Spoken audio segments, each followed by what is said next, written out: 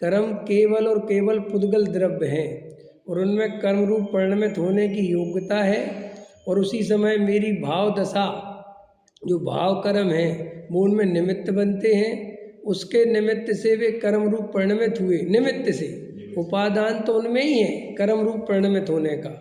और फिर उसी तरह जब जीव अपने स्वभाव में गया तो वे अपने आप ही अकर्म रूप हो गए। जीव ने कर्म में कुछ भी नहीं किया, ना बांधते समय और ना छोड़ते समय। वे अपनी ही योग्यता से बंध गए और अपनी योग्यता से वापस पुद्गल रूप परिणमित हो गए। व्यवहार से ऐसा कहने में आता है कि अनंत भगवान ने अष्टकर्म 4 घाती कर्म नष्ट किए, सिद्ध भगवान ने अष्टकर्म नष्ट किए। उनने कर्म नष्ट नहीं किए, उन्होंने तो अपनी आत्मा का ध्यान लगाया। तो इस बात से क्या इम्पोर्टेंट है कि हम जो आत्मा की जगह कर्म को देखते हैं, कर्म नष्ट, कर्म बंद, क्या कर्म नष्ट करने, कर्म काटने के लिए कर्म ही करते रहे, और कर्म ही करते रहे तो कर्म ही, हमने पाप को काटने के लिए पुण्य माना, तो हमें भूल गए कि पुण्य भी एक कर्म है। समझ में आए कि नहीं आए? और ये तुम्हारी हमारी अपनी मन की धारणा है, पाप से पुण्य नहीं कटता, पुण्य पुण्य है, पाप पाप है।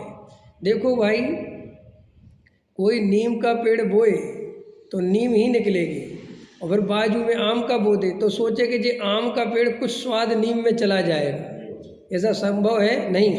आम का स्वाद आम में है, नीम का स्वाद नीम में है। चाहे तुम 20 पेड़ बो दो आम के, वो एक नीम की कड़वाहट कम नहीं कर सकता।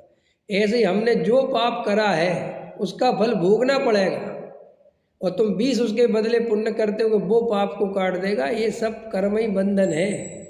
पुण्य अपना काम करता है, पाप अपना काम करता है, और दोनों ही संसार के कारण है। समझ में आया? आजकल चल रहा है इन भावों का फल क्या होगा,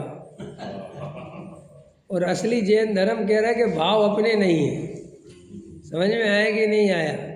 ये समझने की बात है गुरुदेव श्री की। भावों का फल आज तक यही तो माना था कि जे भाव का फल, जे भाव का फल, जे मुझे आ गया, जे मुझे आ गया, यही तो मिथ्यात्व है।